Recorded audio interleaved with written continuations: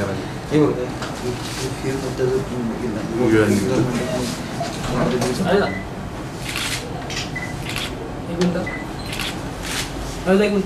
आणि इतर महापालिकेची तुम्ही चौकशी करावी की तिथे किती एलईडी लावलाय, कसा लावलाय, कशा पद्धतीने लावलाय ही माहिती घेऊन तुम्ही ते कमी करावं एवढीच आपली. तर ही जीवनावश्यक वस्तू आहे आणि गॅस सिलेंडर सारख्या या जीवनावश्यक वस्तूवरती आपण हा जो एलईडी कर लावला जातो हा खऱ्या अर्थानं जनतेवरती अन्याय आहे. म्हणजे शासनामार्फत त्या 1331 रुपयावरती जो पूर्ण एलईडी आकारला जातो.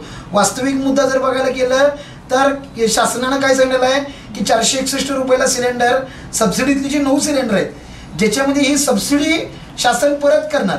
मग सबसिडी जी शासन परत करणार आहे त्याच्यावरती पण महापालिका एलईडी आकारली जाते. हा जो मुद्दा आहे हा अतिशय गंभीर नाही. किती एलईडी भरली आणि एलईडी जी करायची आकारणी 100% आमचं म्हणणं आहे की 1100 रुपयाला एलईडी आकारली. हा पहिला मुद्दा. आणि दुसरा मुद्दा सर काय आहे, त्वरित लवकरात लवकर याच्यावर तुम्ही ती आढावा बैठक काय तुमची म्हटला मागाशी ती घ्या आणि याच्यावर द्या. पूर्णपणे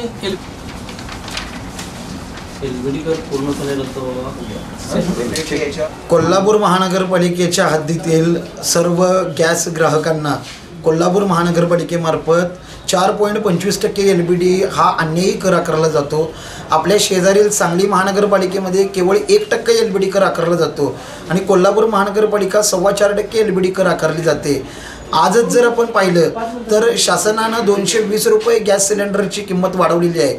यामुळे 1331 रुपयांना गॅस सिलेंडर मिळत आहे आणि शासन सबसिडी परत ग्राहकांच्या खात्यावरती जमा करत असताना 461 रुपयांच्या वरती एलईडी न आकारता कोल्हापूर महानगरपालिका संपूर्णपणे 1331 रुपयांच्या वरती एलईडी कर आकारत आहे.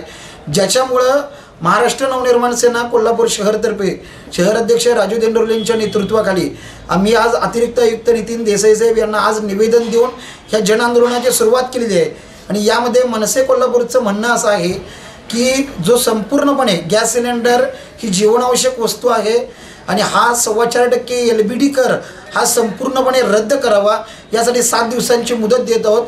अन्यथा मनसे कोल्हापूरतर्फे या विरोधात तीव्र जनआंदोलन उभारणार आहोत.